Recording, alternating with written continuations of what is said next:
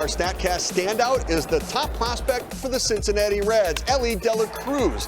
Last night he had a heck of a night. 2 home runs hit at 117 miles per hour and a double hit at 118.8 miles per hour. That's the hardest hit ball at any level of professional baseball this season. In fact, De La Cruz has the hardest hit ball in pro baseball this year, the fastest infield throw in all of pro ball, and the third fastest home to third time. This guy has all the tools and reminiscent of the Pirates' O'Neill Cruz in that respect. We're talking about a guy with extraordinary tools, Dan. And he can run, he can hit, he can throw, he can do it all. 5-tool star. Yeah, he's not the only one, though. I mean, I'm really excited for the Reds. Sean Pender, their director of player development, has just done an incredible job nurturing a young group of players. They've got 3 guys in AAA, really 4.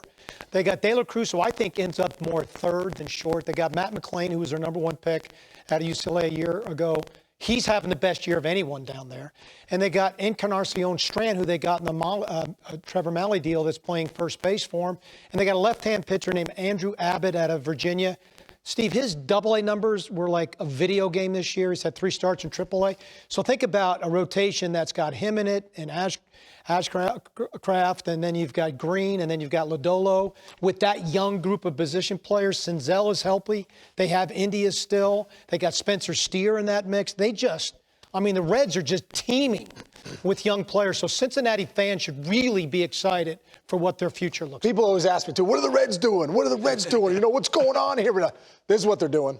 You know, they're drafting well. They're developing well. They got some big-time studs coming in. You talk about being good up the middle with McLean and De La Cruz. I mean, if that's your future middle infield, I mean, you're talking about pretty legit. So top to bottom, Cam Collier was just drafted. And Marte, who they got from Seattle. Marte, yeah. Deal. So they've done a nice job in some of these trades that they've had in the drafting. And Nick Kroll, that front office, they're doing a nice job. Those guys are coming. And John knows this, Johnny. Like, when you see rebuilding teams and they're so, at times, disappointing at the big league level, it's because what you don't see going on is why they're all excited internally. Yeah, I mean, they do a great job drafting, and they do a great job internationally. De La Cruz, $65,000. That's the signing. So they do a nice job, and they have a great core there. McLean's going to be a really good player, I believe, UCLA kid.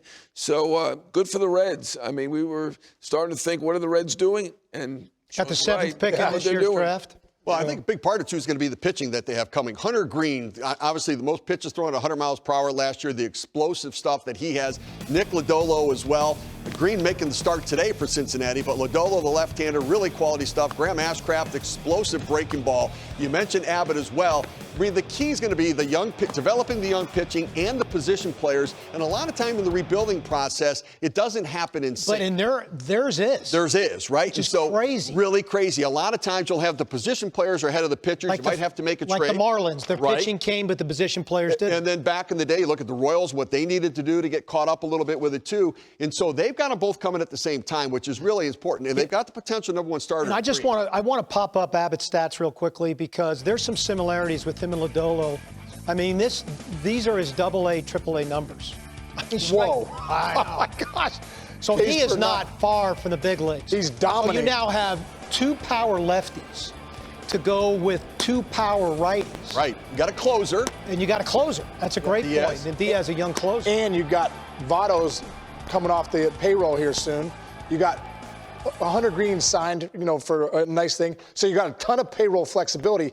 This reminds you of the Indians in the 90s, when all of a sudden you got this influx of talent with your staff, with your pitching and your position players at the same time. Hey, here's a little cash, guys. Let's lock all these guys up kind of like the Braves did, and all of a sudden you got a future for the Reds. They may be positioned in that division exceptionally well over the next 7 to 8 years. Yeah, Dan was obviously there with the Indians at the time. They did draw a little bit better, so maybe they had a little more revenue coming in, but Dan was the originator of signing up all the guys, and the Reds are starting to do that now with obviously Green signed up, trying to sign Lodolo. We'll see if that gets done. That's a really talented lefty, so he's going to be looking for even more money, I think.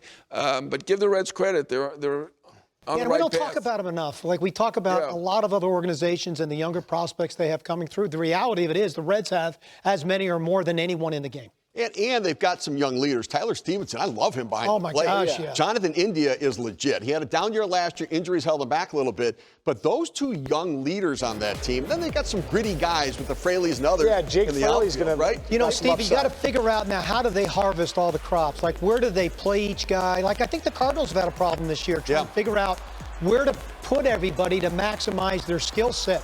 So if India stays at second, then where does McLean stay at short and De La Cruz go to third?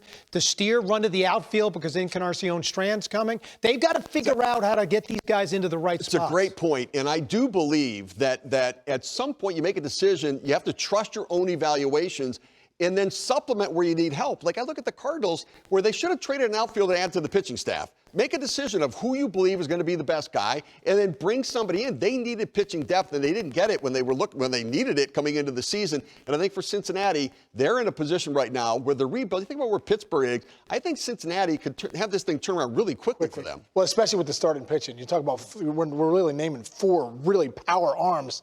That could turn around really quick. Teams do not like to give up their prospects. The Cardinals, you mentioned they should have gone for a pitcher. Murphy is the guy, really, I think that's really weighing on them right now. Why didn't we get Murphy, who's a great defensive catcher as well as a great hitter?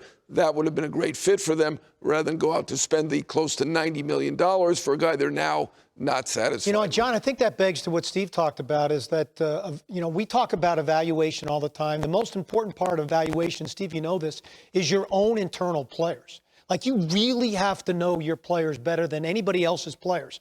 So if you do and a Murphy comes along, you've got a priority of saying, that outfielder I'm not moving, this outfielder I will, this guy I will. I mean, you have your untouchables and you have your guys that you develop to move in deals. Well, one of the challenges, though, is they've been wrong about Randy Rosarina. Adolis Garcia are guys the Cardinals had, they traded away in the outfield, right? Gallons, right. And so, Alcantara. So that internal evaluation may not have been quite right, and maybe they're holding back a little bit. Sure, got a little gun shy based on that. Maybe so.